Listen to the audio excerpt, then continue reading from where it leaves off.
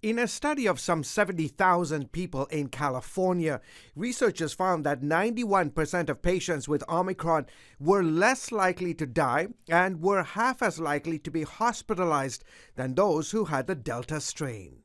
Given the sheer number of cases, we may see that deaths from Omicron, but I suspect the deaths that we're seeing now are still from Delta. It's the first major study of its kind, and it also shows that those infected with Omicron spent less time in the hospital, and not even one in the study needed a ventilator.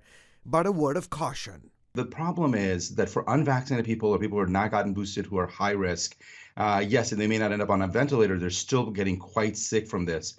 But it does show that Omicron seems to have less of an effect on lung disease, and that's hopeful. Still, the virus continues to rage around the world and at a fast pace. This huge spike in infections is being driven by the Omicron variant, which is rapidly replacing Delta in almost all countries.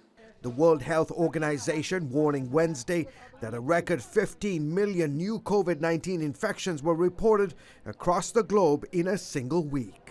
Our healthcare systems around the world are significantly overburdened. The U.S. alone saw a record 73% increase in cases last week compared to the prior week. Some 750,000 people are getting infected each day, Omicron making up 98% of the new infections.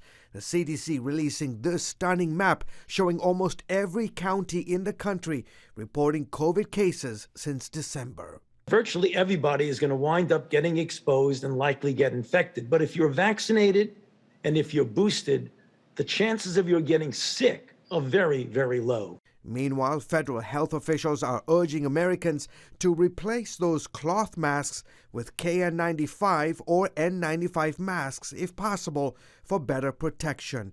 The good news is that in places like New York and Boston, where the virus first surged, COVID trends show a slowing of the virus for the first time, a 20% drop in New York alone since January 1st. Some health experts now openly saying that the world could enter a post-pandemic phase this year. This virus is on its way to becoming endemic. There's no question about that. But we are very much right now in the middle of this pandemic. George Thomas, CBN News.